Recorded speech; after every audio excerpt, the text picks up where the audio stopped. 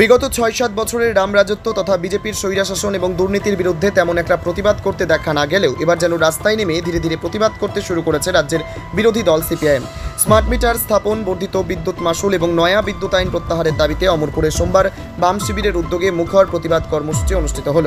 CPIM Amarpur মহকুমার কমিটির নেতৃত্বে এদিন থালছড়া, দলুমা, অমরপুর উত্তর, দক্ষিণ ও মধ্যাঞ্চল থেকে শতাধিক মানুষ লাল ঝান্ডা হাতে মিছিলে যোগ দেন। মিছিলটি অমরপুর মহকুমা দপ্তর প্রাঙ্গণ থেকে শুরু হয়ে বাজার, school complex, try junction, motor stand হয়ে বিদ্যুৎ নিগমের সিনিয়র ম্যানেজারের অফিস চত্বরে গিয়ে শেষ হয়। সেখানে ধর্নায় বসেন বিক্ষোভকারীরা। স্মার্ট মিটার বসানো বন্ধ, বর্ধিত বিদ্যুৎ মাশুল প্রত্যাহার এবং বিতর্কিত নতুন বিদ্যুৎ আইন বাতিলের দাবিতে সোচ্চার হন তারা। ধর্না কর্মসূচির সভাপতিত্ব করেন সিপিআইএম মহকুমা কমিটির সদস্য সুজয় জমাতিয়া। বক্তব্য রাখেন মহকুমা কমিটির সম্পাদক প্রহ্লাদ পাল, দলীয় নেতা শিমুল চক্রবর্তী, ফাল্গুনমণি জমাতিয়া ও সমীর পাল। প্রায় 1.5 ঘন্টা ধরে চলে এই ধর্না কর্মসূচি।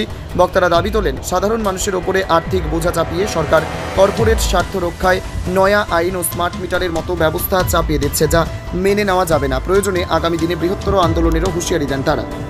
আমরা অনড় ছিলাম, এই স্মার্ট মিটার লাগানো বন্ধ করতে হবে।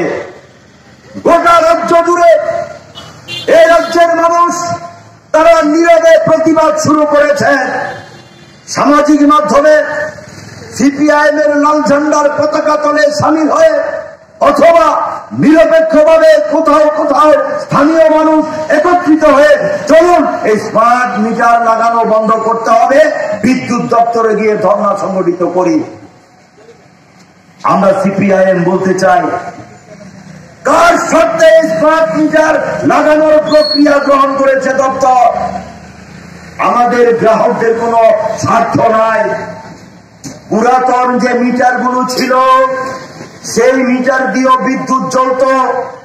পুরাতন যে মিটার গুলো ছিল এগুলি দিয়েও বিদ্যুৎ সরবরাহ ঘরে স্বাভাবিক।